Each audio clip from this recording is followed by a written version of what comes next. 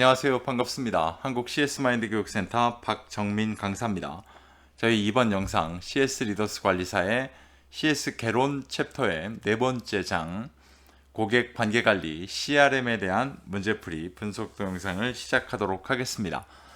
아직도 이 영상 때문에 질문을 하시는지는 모르겠습니다만 저희가 제공해드리는 이 문제집의 유형이 이걸 어느 문제집에서 시중에서 구할 수 있느냐라고 물어보시는 분들이 많은데요. 이렇게 챕터별로 구분되어 있고 이걸 가지고 문제 유형까지 알 수 있게끔 만든 기출문제집은 저희만 사용하고 있습니다. 네, 그래서 제가 직접 제작을 한 거기 때문에 다 분류를 해서 이건 저희 영상 아니면 저희 제공해드리는 기출문제 분석 공유 카페 네이버에 있거든요. 박정민 강사를 네이버에서 검색을 하시면 나오는 카페가 있는데 거기에서밖에 공유를 하고 있지 않습니다. 물론 안타깝게도 유료화되어 있긴 합니다만 그 관점에 대한 건 좀 이해를 부탁드리도록 하겠습니다. 자, 오늘은 그러면 CS 개론 4장 CRM에 대해서 2019년도부터 2020년 8월까지 문제 중에 1번부터 10번까지 문제를 먼저 보도록 하겠습니다.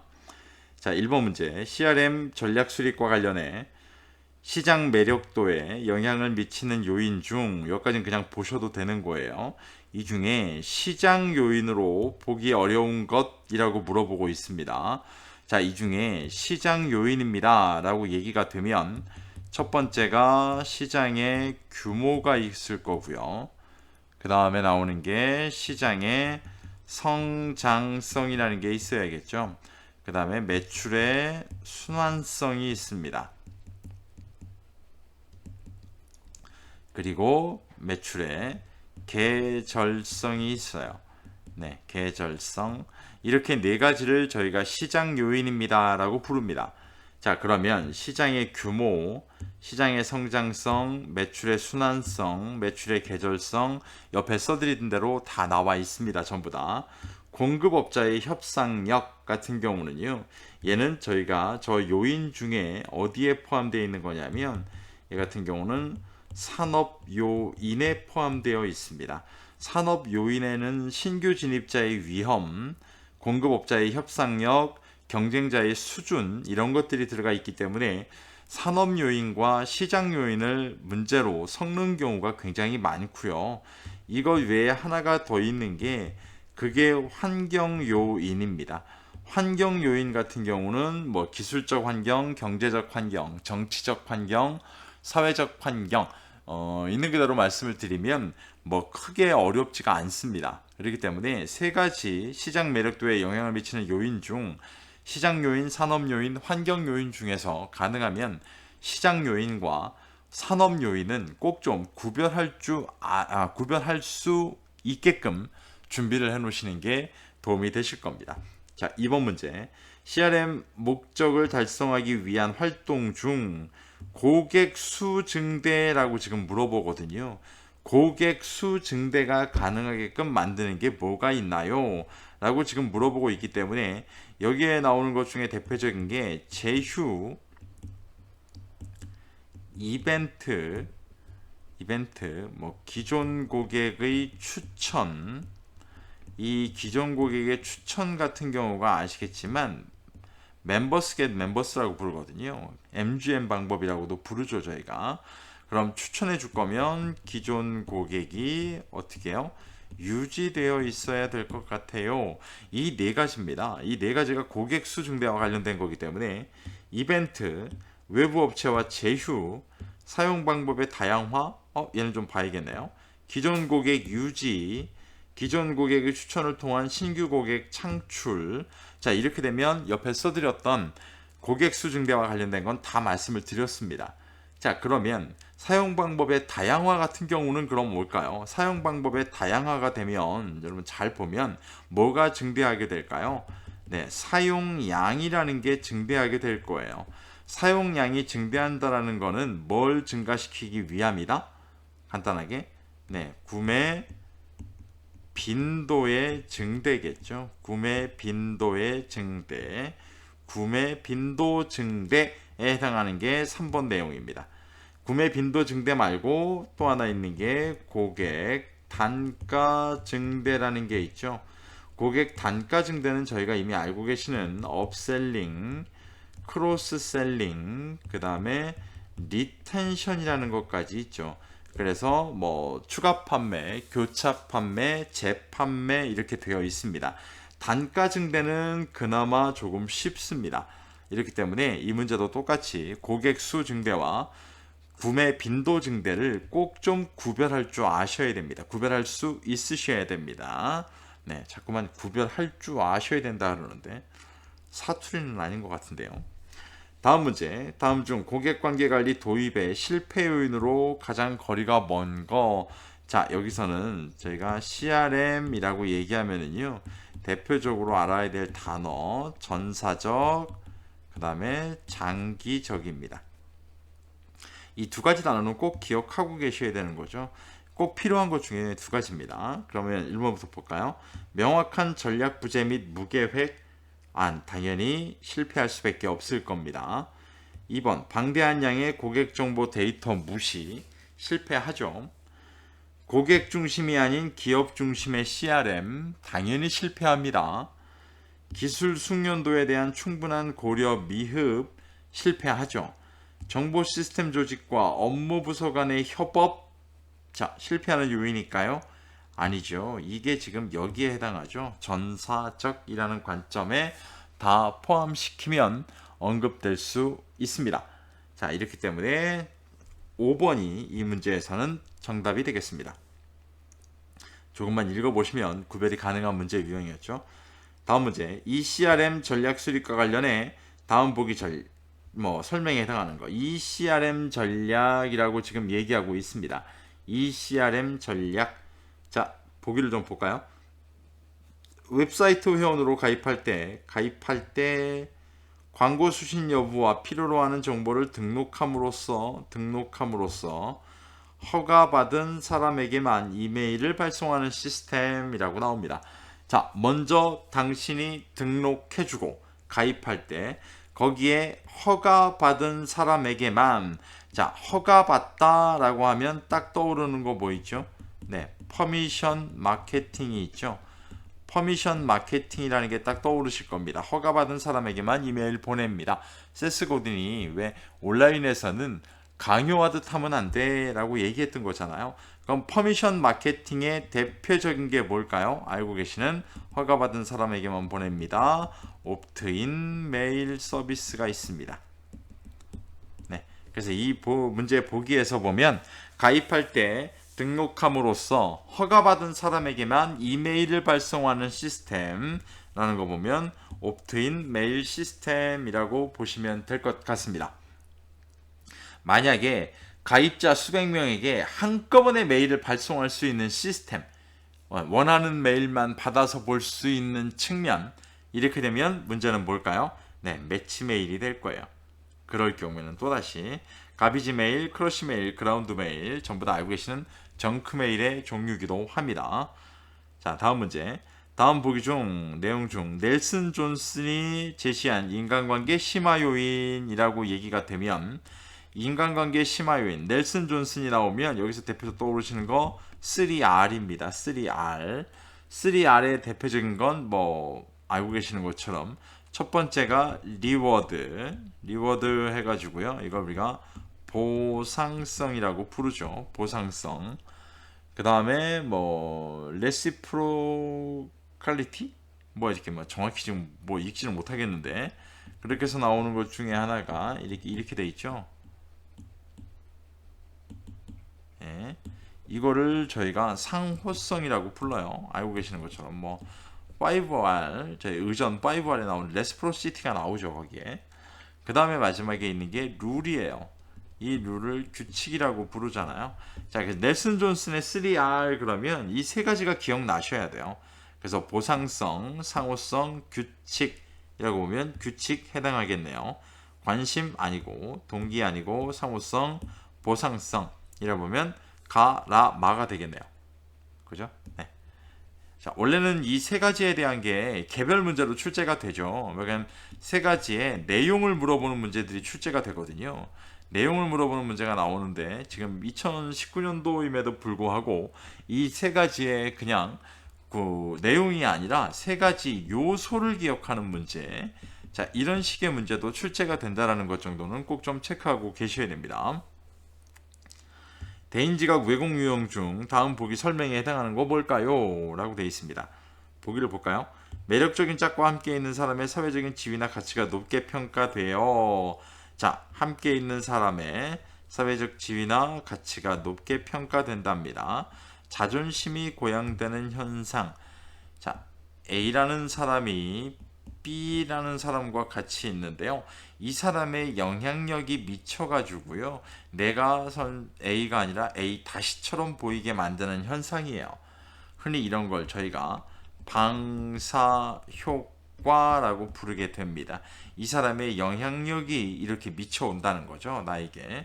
그래서 매력적인 짝과 함께 있는 사람의 소유증이 높게 평가되어 자존심이 고양되는 현상, 흔히 저희가 알고 있는 방사효과라고 부르게 됩니다. 이해가시겠죠? 방사효과. 그 다음 뭐 대조효과라는 것도 있죠. 판단을 하는 데 있어서 최근에 주어진 정보와 비교해서 판단하는 거. 이걸 대조효과라고도 부르고요. 간단하게. 투영효과 같은 경우는 판단을 함에 있어서 나와 상대방을 비교해서 판단하는 거죠. 이런 걸 우리가 투영효과. 이 보기에서 나와 있는 내용만 갖고 보면 저희가 방사효과라는 걸 유추할 수 있는 문제 유형이었습니다. 방사효과. 자, 에드워드 홀의 문제가 나옵니다. 에드워드 홀이 제시한 공간행동학과, 저 공간행동학. 이 공간행동학 같은 경우는 아시겠지만 뭐 네 가지가 있습니다. 네 가지 중에 뭐 기본적으로 저희가 보게 되면 어떻게 뭘 합니까? 라는 걸 보면 예를 들어 뭐 친밀한 거리, 가족이나 연인 사이에 나오는 거리, 그 다음에 개인적 거리, 이건 뭐랄까요? 뭐 친구 사이에, 오래된 친구 사이에 나오는 거리, 그 다음에 사회적 거리, 이건 기본적으로 저희가 일반 회사에서 알 수 있는, 그 다음에 마지막으로 보는 게 대중적 거리입니다. 자, 이렇게 되어 있고요. 자, 그럼 네 가지 중에 구별을 좀 해볼게요. 가족이나 연인 사이에 주로,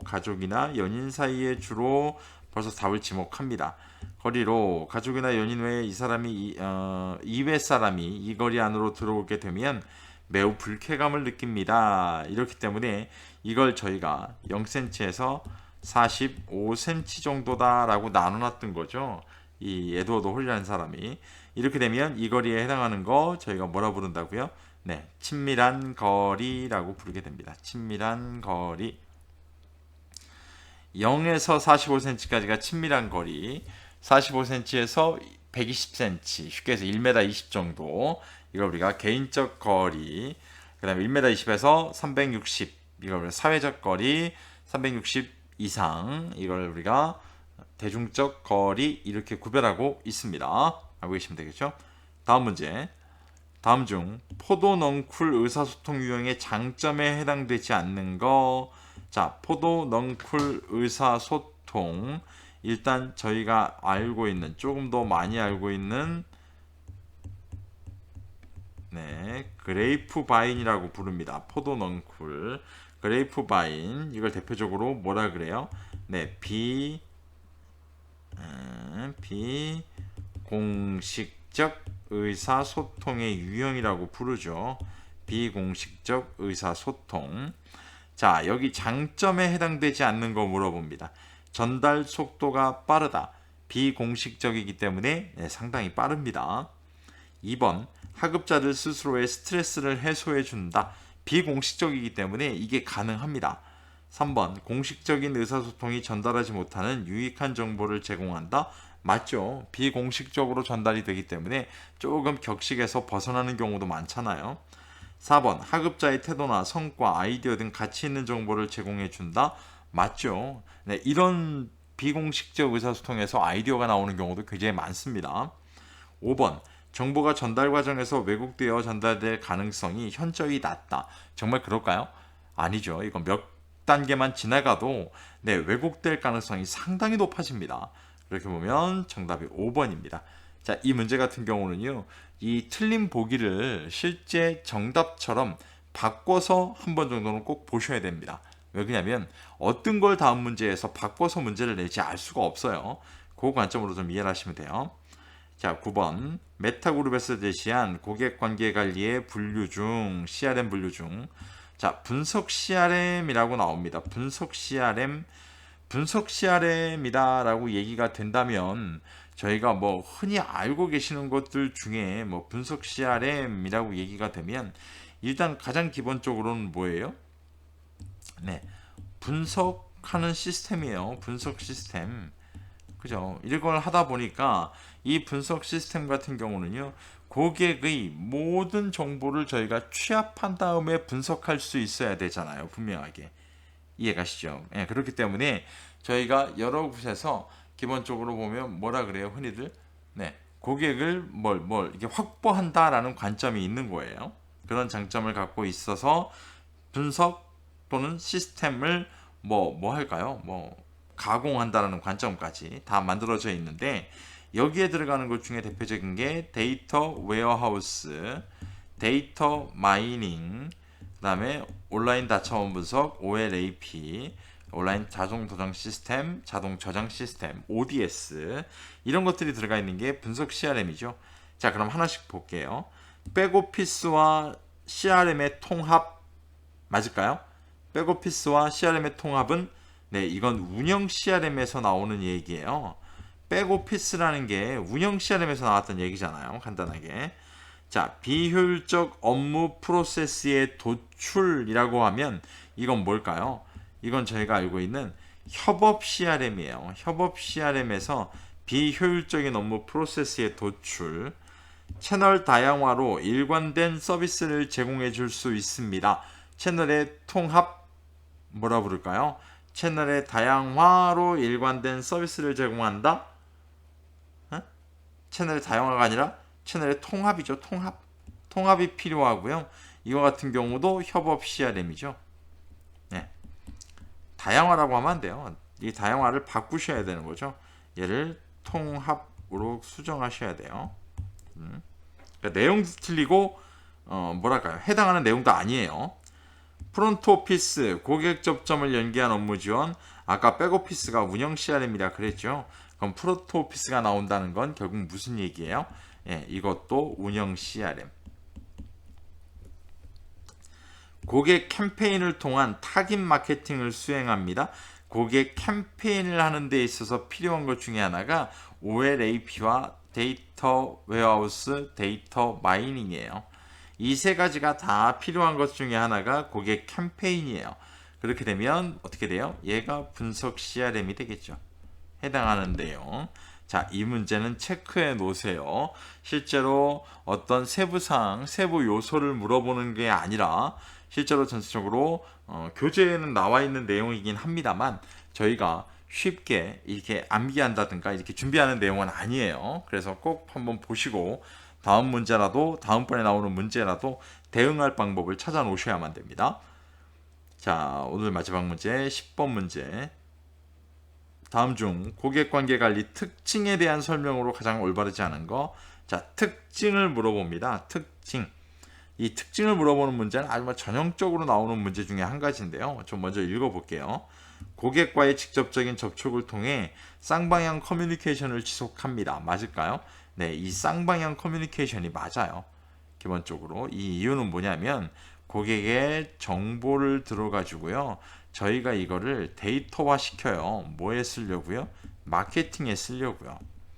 마케팅에 쓰면 이게 다시 고객한테 가잖아요. 그럼 이게 다시 고객한테 오면 고객은 또 다른 정보를 통해서 저희한테 또 정보를 줄 거예요. 자, 이러다 보니까 이건 일방적인 게 아니라 지속적으로 쌍방적으로 왔다 갔다 하셔야 된다는 거예요. 기업의 모든 내부 프로세스 통합을 최소화하고 오직 마케팅에 역점을 두는 역동적 경영 방식입니다. 내부 프로세스의 통합, 전사적 통합을 최소화하겠다라고 나옵니다. 그러니까 이런 설명은 맞지가 않아요. 최소화하고 오직 마케팅에 역점을 두는 역동적 경영 방식이다 라는 게 여기가 잘못되어 있죠. 최소화하고 라는 관점. 2번이 잘못되어 있는 설명입니다. 마지막에 와가지고 화면이 막 흔들려가지고 죄송합니다만 설명하는 데는 크게 지장은 없었어요. 그래서 2번이 잘못되어 있고 3번, 4번, 5번 다 맞는 설명이다 라고 보시면 될 것 같습니다. 또 11번은 나중에 할 건데 먼저 보여드리면 좀 그러니까요. 10번 말씀드린 것처럼 이 영상을 갖고 보실 때 나는 조금 설명이 부족하다라고 생각이 드신다면 이번에는 여기다 쓸까요? 네. 네이버에서 박정민 강사를 검색하시면 돼요. 박정민 강사를 검색하시면 제 카페가 나올 거고요. 제 카페에 오시게 되면 다양한 시험 합격에 대한 문제풀이 솔루션을 제공해 드리고 있습니다. 아마 시중에서는 거의 보기 어려운 실제로 그런 분석 자료들을 보실 수가 있을 거고요. 제일 죄송한 건 유료화되어 있다는 거예요. 유료화. 글씨도 잘 안 쓰지는데 유료화되어 있는 건 조금 양해를 부탁드리도록 하겠습니다. 오늘 긴 시간 동안 고생 많이 하셨고 다음번 영상은 CS 개론 5장 서비스의 정의라는 문제를 갖고 찾아뵙도록 하겠습니다. 긴 시간 고생 많으셨습니다. 고맙습니다.